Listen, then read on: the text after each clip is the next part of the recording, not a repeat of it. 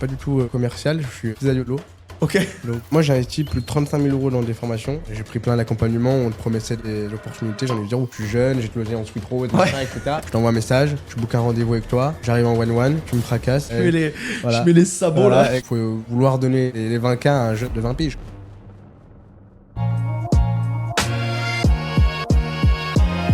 Bon bah écoutez, on peut commencer ce podcast avec Nathan. Bonjour, on se serre la main de loin.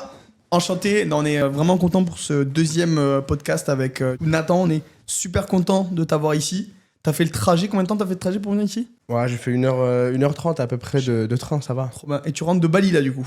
Je rentre de Bali, ouais. Un mois à Bali et j'y retourne là pour définitivement y vivre.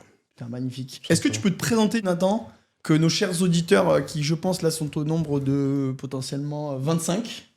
Prochainement, on en aura peut-être des milliers, hein, comme on a dit sur la première vidéo. Est-ce que tu peux te présenter à eux? Ouais, bien sûr. J'ai 22 ans, Nathan. Je suis closer depuis maintenant 3 ans. Ok. Grosse expérience quand même? Ouais, grosse expérience. Je fais un petit peu tous les domaines. Immobilier, bourse, dans le milieu du closing aussi. Beaucoup de B2B, montage vidéo et autres. De base, je viens pas du tout de là. De base, je suis pas du tout commercial. Je suis pizzaïolo. Ok. Donc ouais, rien à voir. Tu sais que je le découvre. Non, je crois que tu m'en avais parlé la première fois qu'on avait échangé ensemble. Pizzaïolo, ok. Pizzaïolo, parce que j'étais pas bon à l'école. Ok. Je m'ennuyais beaucoup à l'école. Donc du coup, moi, ce que j'ai fait, c'est simple. Mes parents m'ont ouvert un restaurant. On s'est associés et ils m'ont foutu dedans. Et moi, je me suis dit, je me donne 2 ans. Et dans 2 ans, il faut absolument que je sois libre. Peu importe ce que j'allais faire, moi, de base, c'était pour investir dans l'immobilier. Et puis finalement, ça m'est venu un petit peu comme ça par hasard. Comment t'as découvert ce domaine en fait? En général, tu vois, majoritairement, t'es pas trop connecté à ce type de métier. Comment t'as découvert ça? Parce que t'as eu l'aspect entrepreneurial de suite. Moi, je pense un petit peu comme tout le monde. Je scrollais sur Instagram et puis j'ai vu une opportunité pour investir dans l'immobilier. Moi, c'était mon objectif. C'était seul pour moi, en tout cas à l'époque.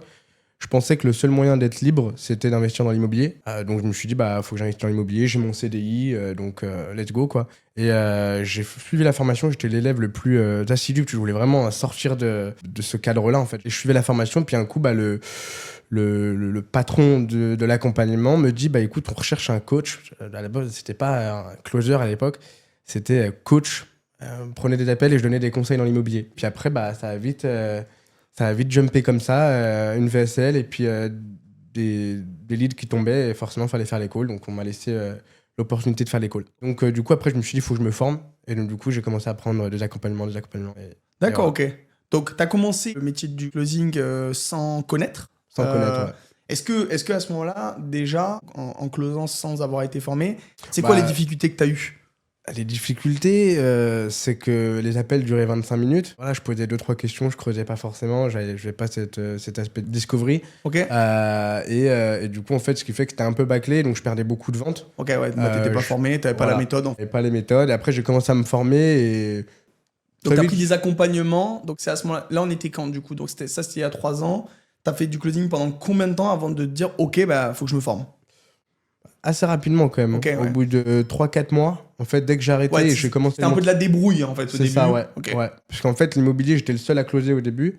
Et après, quand je suis parti dans le montage vidéo, il y avait une tonne de closers avec justement qu'on appelle ça les podiums, etc. Donc là, je me suis dit, ok, c'est une compétition en gros. Donc, faut que je sois dans le top 3. On était une quinzaine de closers à l'époque. Et donc, du coup, je me suis dit, il faut que je me forme. Parce que là, clairement, j'écoutais un petit peu des appels du top 1, top 2. 100%. Je me disais, mais j'ai pas le niveau là. C'est vrai que là, tu dis un truc qui est très intéressant. Il y a 3 ans, c'était un peu les prémices en fait, du métier de closer. C'est quelque chose qui va se développer à fond dans les années à venir.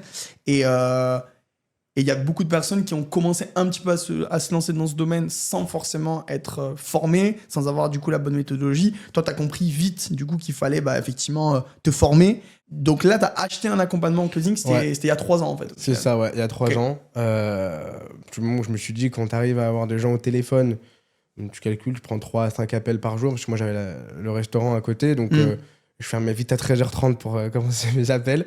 Et en fait, je me dis, mais quand tu vois que tu peux prendre 10%, donc 300 € par vente, tu dis, en une journée, si je close les 5, je fais mon salaire mensuel. Je me dis, mais il y a quelque chose à faire. Donc forcément, je me suis dit, il faut que je me forme. T'as quitté ton job avec la famille et tu t'es lancé à 100% en fait, dedans. pendant 1 an après, parce que j'ai gardé 2 ans, donc c'était la première année où j'ai commencé le closing. Et la deuxième année, bah, c'était cool parce que j'en pouvais plus du tout du restaurant. D'accord. Mais je vivais quand même bien parce que j'avais mon salaire justement du closing et mon salaire de Pizzaiolo, donc c'était cool.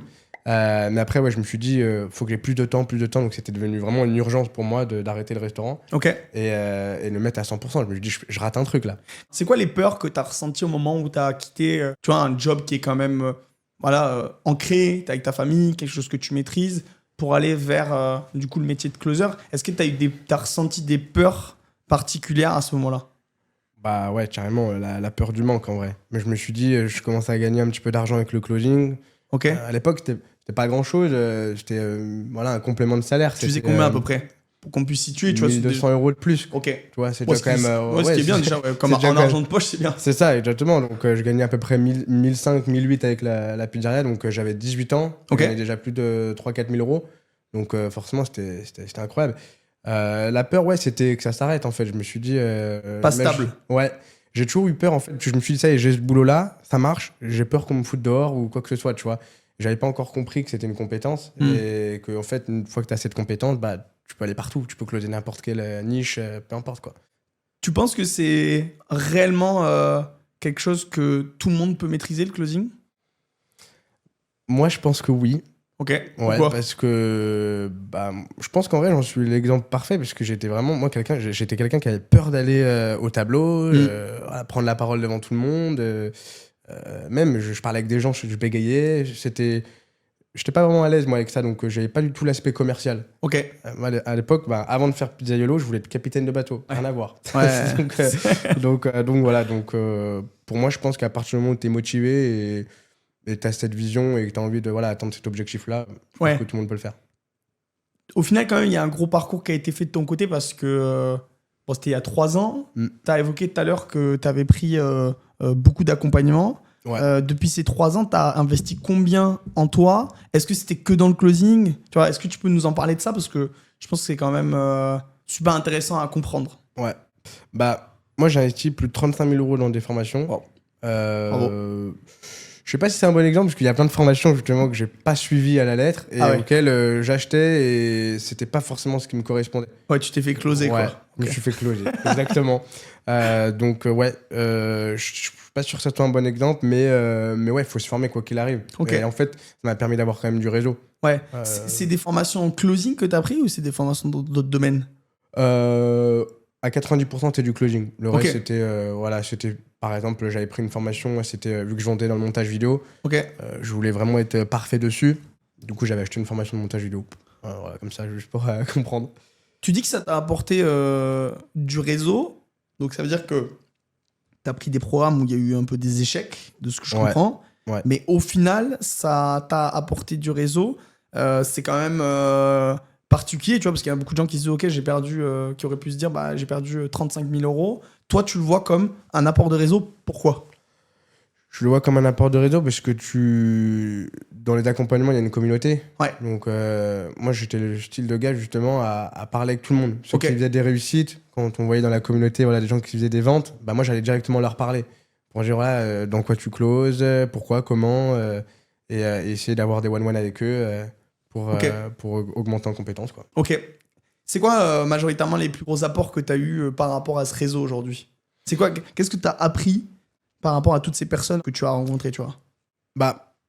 Aujourd'hui, il y a des grosses opportunités sur le marché du closing. Et en fait, des fois, quand tu reprends un peu des nouvelles avec les anciens élèves que tu as eu dans des autres accompagnements, on te rappelle pour dire, tiens, il y a telle opportunité, tiens, il y a un challenge, il y a ci. Donc, je dirais que c'est plus la communauté, mais en soi, l'accompagnement lui-même, sans dénigrer, c'était pas réellement ce que je recherchais. En tout cas, à l'heure actuelle, c'est plus du tout ce que je recherche, quoi. Donc, tu as commencé 1200 € par mois à peu près. Combien tu faisais avant qu'on se rencontre? Ça faisait 1 an que je plafonnais entre 5 et 6K. Ok, ouais, c'est quand même une grosse évolution. Bon, déjà, tout le monde, toutes les personnes qui pensent que au final, c'est quelque chose qui fonctionne pas, qu'est-ce que tu leur dis? Je leur dis qu'il faut tester, en fait. Faut voir par soi-même avant de juger. Et non, ça marche. Il faut juste se former et avoir une nouvelle vision, en fait. Ok, tu dis que tu plafonnais à 5-6 000 € par mois, ce qui est quand même un problème très intéressant, mais un problème pour quelqu'un qui veut évidemment se développer.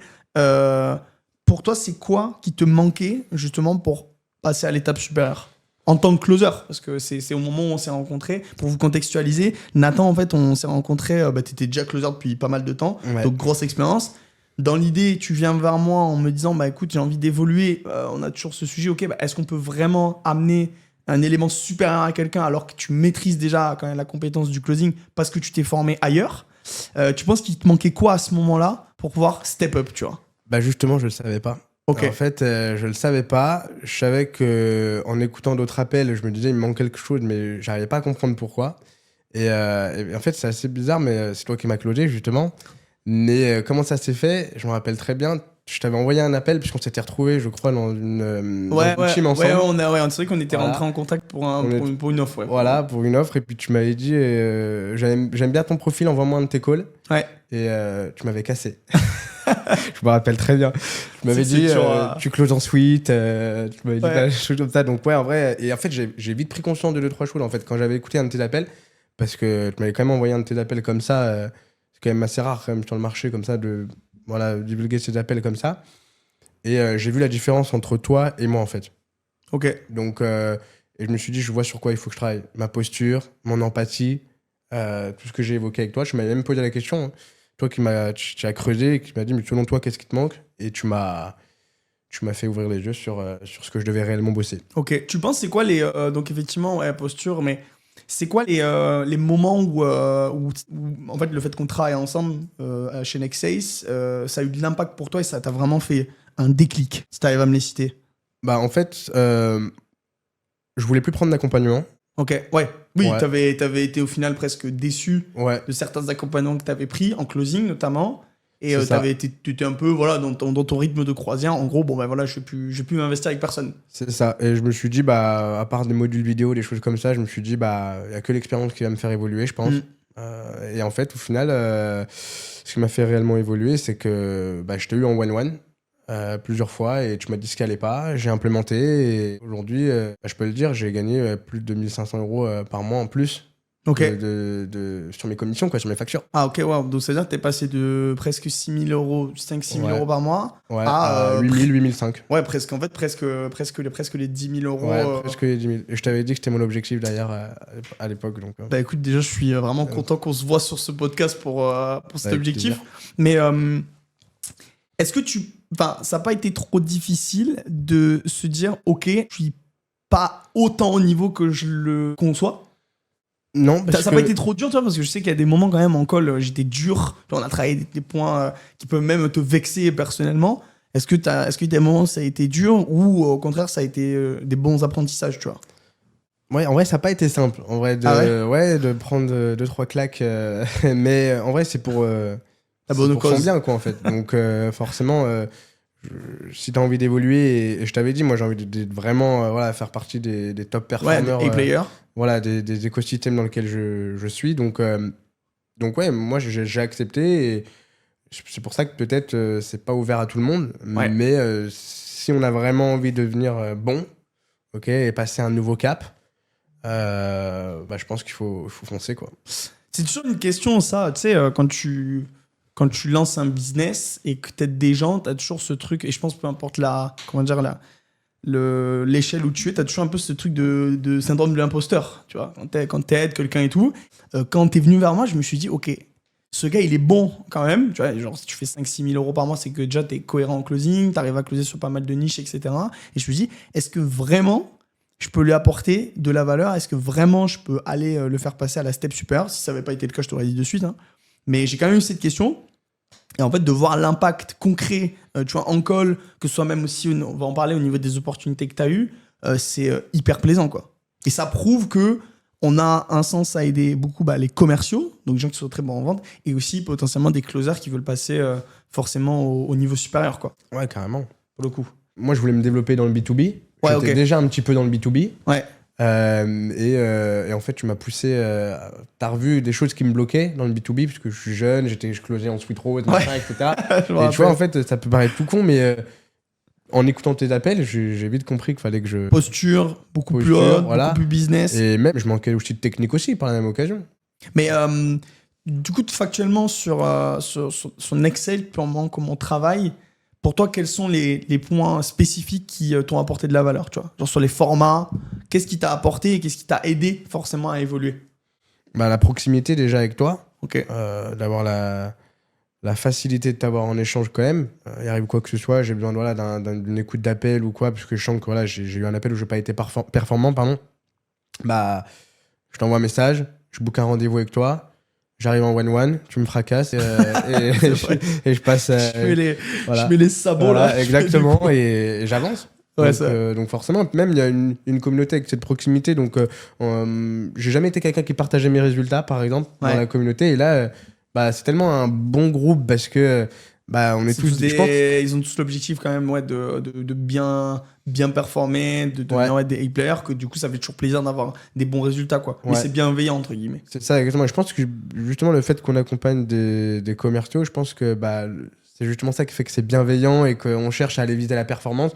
Donc il n'y a pas de jugement, il n'y a pas de choses comme ça. Et ça qui est bien, qu'on arrive en coaching, on passe des bons moments et voilà, on sait que quand on se fait tacler par Axel, c'est pour, c'est pour évoluer. Donc, à fond. Est-ce que tu as senti une différence de niveau entre ce que tu avais vécu avant et potentiellement Next Sales? Carrément. En termes de discovery, en termes de pitch, en termes de tout. Sur la technique, sur la posture, sur l'empathie. Moi, j'étais quelqu'un... je m'en foutais un petit peu de la personne en face de moi. C'est grave de dire ça, hein, mais c'est vrai. Non, mais il y a beaucoup de closers qui ont ce problème. Voilà, je pensais pas à la commission, mais je pensais vraiment à viens, on arrive à l'essentiel. Je te close, terminé. Voilà, je réponds à tes objections et on attaque, quoi. Donc plus creuser, et bizarrement, je pense que c'est ça, hein, meilleure posture, une meilleure discovery, donc une meilleure empathie. Forcément, les gens sont plus en confiance. Surtout que moi, j'ai un profil où je suis jeune quand même. Donc, quand on close sur des tickets à 10, 15, 20K, forcément, faut vouloir donner les 20K à un jeune de 20 piges. Ouais, bien sûr. Bon, maintenant, je trouve qu'avec ce qu'on a travaillé et tout, quand t'es en appel, tu fais plus 20 piges, comme tu l'as dit. Mais effectivement, c'est un... Je pense que à la base, pour vraiment passer au niveau supérieur, il faut quand même avoir un super bon terreau. Toi, tu l'avais en étant closer. Je pense que très clairement, si tu n'avais pas été closer avant, on n'aurait pas forcément travaillé ensemble. Donc, c'était un peu voilà, on a bien fait les choses. Tu t'es formé 2-3 ans, tu avais un niveau, on t'a vraiment amené au niveau supérieur. Qu'est-ce que ça a eu comme impact sur ta vie de passer à ce niveau supérieur dans le business? Ça m'a permis d'avoir de meilleures opportunités. Ok. Donc, forcément, et je veux dire plus de plaisir aussi à closer. D'accord, ok. Parce qu'au bout de 3 ans, tu t'es vu que j'évoluais pas, j'évoluais pas, je stagnais, les derniers temps, je n'aimais plus trop closer. Pour ça que je suis parti 1 mois en vacances. T'es pas parti à Bali, c'est ça? Ouais, pendant 1 mois, tout le mois de mars, j'ai pris 0 appel. Génial. Pas un burn-out ou quoi, mais j'en avais marre en fait. Et en fait, on a retravaillé en one-one en attendant et je suis revenu, on est arrivé en challenge et... T'as tout cassé. Et voilà, c'est bien passé. Est-ce que tu t'es plu à Bali? Ouais, j'adore. Pour y retourner vivre, j'adore. Pourquoi t'es parti là-bas du coup? Moi, c'était un peu compliqué. Je suis dans une petite ville, donc en fait, il n'y a pas vraiment de réseau d'entrepreneurs, il n'y a pas vraiment de cadre qui donne envie de tout arracher. Donc je suis un petit peu parti là-bas parce que déjà, tu y étais. Donc, ça m'a donné envie d'y aller. Pendant 7 mois. Puis, et puis, du coup, il y avait, je pense, l'énergie et tout qui... C'est génial, quoi. Beaucoup d'entrepreneurs et tout. Est-ce que tu as réussi à être performant là-bas? C'est compliqué. Parce que justement, pour ça que je dis j'ai pris 1 mois de vacances, parce que j'ai pris quelques calls. Mais non, là, en fait, ça faisait 1 an que j'étais resté T'as kiffé Chalon, à Bali, quoi. Ah oui, je sortais tous les soirs. Voilà, mais... Voilà. Ça fait du bien, ouais. C'est justement grâce au closing qu'on peut se permettre d'arrêter pendant 1 mois. Je me rappelle d'ailleurs, on a écouté un appel, ça fait un appel qui était à Bali, qui était à Bali. D'ailleurs, je crois que j'étais bien rentré dedans en l'ayant écouté parce que t'étais pas très focus comme tu l'as fait, il me semble. Ouais. Exactement, ouais. Mais c'est vrai que ça, c'est un truc. J'ai passé 7 mois en Asie. J'ai fait Bali, Thaïlande, Philippines, Malaisie, Corée, Japon. Et c'est vrai que quand même, l'environnement dans lequel t'es peut jouer sur tes performances ou pas. Donc, il faut quand même arriver à être vraiment discipliné. Toi, est-ce que tu penses que c'est quelque chose que tu vas continuer dans les années à venir, le closing? Ouais, moi, je me vois que faire ça, en fait. Je me vois pas être bon ailleurs. Ok. Donc forcément, non, mais ça me plaît. Moi, on peut voyager. on est en visio, donc on n'est pas derrière un téléphone ou voilà, à écrire des mails ou à remplir des dossiers PDF, je ne sais quoi. Non, il y a de l'interaction. Ouais. C'est comme être commercial, mais sauf que t'es commercial mais en vidéo, quoi. Donc c'est top, quoi, en fait. T'es fier de faire ça? Ouais. Ok. Pourquoi? Carrément. Moi, c'est ma plus grande des passions, c'est ça. Tu t'aides les gens. Ouais. T'aides les gens, c'est quand même satisfaisant quand tu reçois des messages. Au bout de 3 mois, on te remercie parce que t'as aidé des gens à passer à l'action sur des gros programmes et ils ont évolué en tant qu'entrepreneurs, en termes de revenus, en termes de tout, en fait. Magnifique. Donc ouais, c'est une fierté de faire ça. Génial. Qu'est-ce que tu dirais à des gens qui hésitent à passer à l'action de manière générale et hésitent à passer à l'action chez Next Sales? Moi, je dirais de toute façon, il faut forcément essayer pour donner un avis. Et en plus, toi, t'as essayé plein de fois. Hein. Exactement, ouais, voilà. Donc, pour le coup, et en fait, ça finit toujours par marcher, surtout dans un écosystème comme celui-là où, en fait, tu perds pas du temps à aller dans des accompagnements où on te fout devant des modules et en fait, t'attends que les opportunités, elles sont pas là. J'ai pris plein d'accompagnements où on te promettait des opportunités, j'en ai eu 0. Ouais. Tu vois, là, on sait qu'on est placé, on sait qu'on a accès à un gros réseau. Moi, j'ai accès à un gros réseau après Next Sales. On m'appelle tout le temps pour des challenges, des choses comme ça. Donc ouais, moi je dirais faut passer à l'action. Tout simplement, faut oser. Si on a le profil. Si on a le profil. Si on a le profil. Exactement. Dernière question, c'est quoi tes objectifs là pour... on est en milieu 2025. Ouais. C'est quoi tes objectifs pour la fin de l'année et l'année prochaine? Si on parle financier. Financier et global. Si on parle financier, je dirais 12K par mois, tous les mois. Ok, donc passer ce fameux palier des plus de 10 000 € par mois, effectivement. Voilà. Ensuite, je dirais évoluer peut-être dans un poste par la suite. J'ai encore un peu de travail, mais de head-off, quoi. J'aimerais bien. Ouais. Manager, head of sales, qui est du coup l'évolution logique quand on est un très bon closer. Hein. Et tu penses qu'il te manque quoi alors pour aller atteindre ce palier-là? Il me manque encore un peu de, je pense, de parcours peut-être, mais surtout je pense encore plus de posture, encore plus évoluer en fait, je pense. Et de discipline peut-être. Plus de discipline, plus de discipline et plus carré, ouais. Moi c'est un grand sujet que j'ai eu pendant des mois et des mois. Je le travaille encore, mais c'est vrai que pour aller au niveau supérieur, faut être encore plus discipliné. Mais je suis sûr qu'on est sur la bonne voie pour aller chercher ces résultats ensemble. Yes. Nathan, merci. Grand merci à toi. Je te serre la main de loin encore. C'était vraiment un super moment. En tout cas, tu peux être fier de toi. On est vraiment content de t'avoir chez Next Sales. Et vous aurez des nouvelles de Nathan très bientôt. Yes, merci. Magnifique.